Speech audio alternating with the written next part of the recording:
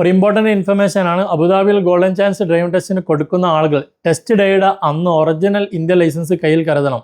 കാരണം ഇന്നലെ വെള്ളിയാഴ്ച ഒരുപാട് ആളുകളെ മടക്കി അയച്ചു എന്നുള്ളതാണ് അറിയാൻ കഴിഞ്ഞിട്ടുള്ളത്. ഗോൾഡൻ ചാൻസിന് കൊടുത്ത ആളുകൾക്ക് നോർമലി ടെസ്റ്റ് ഡേയുടെ അന്ന് ഒറിജിനൽ ലൈസൻസ് കൊണ്ടുവരണം എന്നുള്ള മെസ്സേജ് ഉണ്ടാകാറുണ്ട്. പക്ഷേ പലപ്പോഴും ഉദ്യോഗസ്ഥർ അത് നോക്കാറില്ലായിരുന്നു. പക്ഷേ ഇന്ന് ഉദ്യോഗസ്ഥർ അത് ചോദിച്ചു എന്നാണ് അറിയാൻ കഴിഞ്ഞിട്ടുള്ളത്.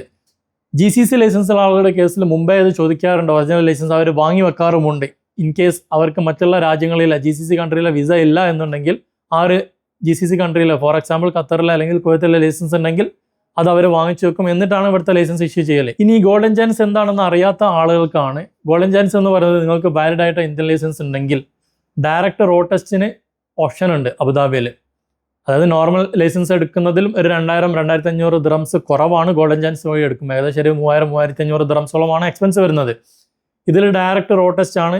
തിയറി ടെസ്റ്റ് കഴിഞ്ഞാൽ ഇന്റേണൽ ട്രെയിനിങ്ങോ കാര്യങ്ങളോ, ഫോർ എക്സാമ്പിൾ പാർക്കിംഗ് ടെസ്റ്റോ അല്ലെങ്കിൽ ബ്രിഡ്ജ് വഴിയുള്ള ടെസ്റ്റോ കാര്യങ്ങളോ ഒന്നും ഇല്ല എന്നുള്ളതാണ് ഗോൾഡൻ ചാൻസിന്റെ ഒരു പ്രത്യേകത. പക്ഷേ ഗോൾഡൻ ചാൻസ് ഫെയിലായി കഴിഞ്ഞാൽ വീണ്ടും ഒരു 3500 അതിലേറെ എക്സ്പെൻസ് വരും എന്നുള്ളതാണ്.